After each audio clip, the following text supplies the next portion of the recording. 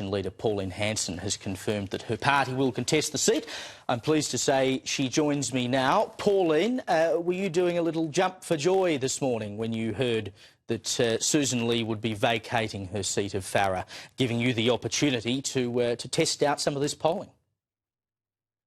No, it wasn't a jump for joy whatsoever. You know, the people that are losing here are the Australian voters, you know. They don't want to see another division that's happened, and exactly what's happened in the coalition again. They saw it just after the election in May. They've seen another one just recently, last couple of months, and then Sussan Ley has now been challenged. She's lost the leadership. You know, I'm a Conservative at heart, Caleb, by all means, and I want to work to get rid of the toxic Labor Greens government. But you know, I just don't think changing leaders... I said right from the beginning, I didn't think Sussan Ley was up to doing the job. And I personally said that to her last August, but I was hoping that she would actually prove me wrong. Now, what are they going to do? I don't know. That's up to them. But all I know is I'm going to keep pushing forward to listen to the Australian people, put forward policies that I must say that the Liberal and National Party are constantly picking up my policies. And that's why it's important to have one nation. We've actually set the agenda. We are the true opposition in this country at the moment, and we are setting the agenda for what concerns the Australian people. And if they want to catch up to us, well, fine. But I'm going to keep pushing forward to get rid of the Labor Greens government. Yeah, well, I don't think there's any doubt that it's the success of One Nation in the polls over the last few months that has given the Liberal Party the shock they needed to do something about the leader. Now, there's a lot more to play out from here. But in terms of Farrer, so you've said you'll run a candidate in Sussan Ley's, what will be her old seat when there is a by-election called. Do you think you're in with a chance of getting another member into the lower house? We'll certainly be trying. We'll put a lot of effort into it. Barnaby's intending to go down there, and our Senator Bell from New South Wales, myself. So we will go down there to try and listen to people and represent them and ensure that they have a voice. If you look at the polling, and of course it's only polling, the true polling comes down to the election day, but people are fed up with it, and especially in rural and regional areas. They've had a gutful of it. You know, the statements, to me, Angus Taylor, a lot of it was motherhood statements. People want to see action. I've been consistent in my policies, especially in rural and regional areas, Caleb. They are dying. They don't have the assistance that they need. The farmers have been forgotten.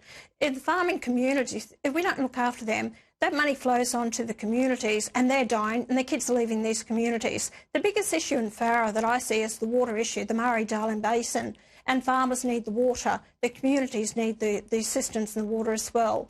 So if we don't do something about it, you know, we're going to see more of them die. You know, all around Griffith, I mean, you know, 20, 30 years ago I went there. It was a huge, big orange industry. Where's all this gone? Yeah, and I mean, we saw the scare that I think, again, in large part was caused by you and One Nation that the Nationals had to face up to, which was why I think it was a large part of the reason that the coalition broke up for a little while. Now that you've got Angus Taylor as leader of the coalition, you've previously said if there was a position where One Nation seats could help form a government, you'd be willing to go into a coalition with the Nationals or the Liberal Party. Would you be more willing or happier to form a coalition that involved Angus Taylor than one that involved Sussan Ley? The rules will change, no different whether it's Sussan Ley or whether it's Angus Taylor or anyone else. We will still remain totally independent. We will give them confidence and we will give them supply.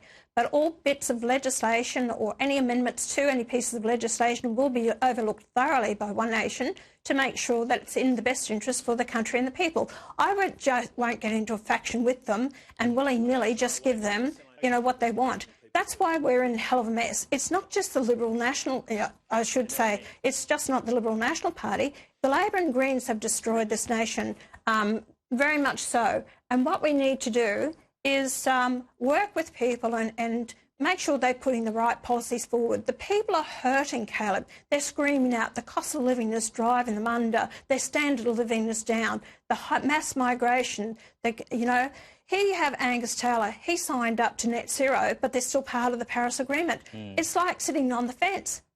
It's just ridiculous, their policies. And what are their policies? Well, and that's what they need to nut out. I mean, if they don't nut that out, they are dead. Just quickly, I want to go back to a point you raised at the top of the interview, which was that, none of this is good for the Australian people. Is there an element, despite how well you've been doing in the polls, which is a vindication of what you've been saying for 30 years, is there an element of, I wish it didn't have to be like this because we have such a weak opposition? We do have a weak opposition. I've been seeing it on the floor of Parliament since 2022. After that election, they became very dejected and they never put the work and effort into it. It's like they gave up. So Malcolm and I, in the first 3 years, we were working hard to be that opposition and to raise the issues.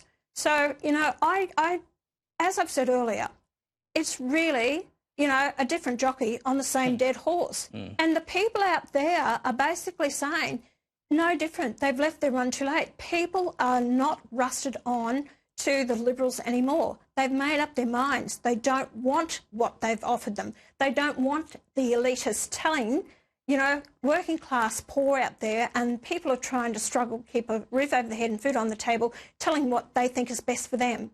This is why I'm a grassroots Australian. I care about this country. I care about the people out there. And they've been disregarded because they think the elites know better than what they do. Absolutely. That's wrong. And that's why you're doing so well. Pauline Hanson, good luck. Keep it going. And we'll speak again soon. Thank you for joining me.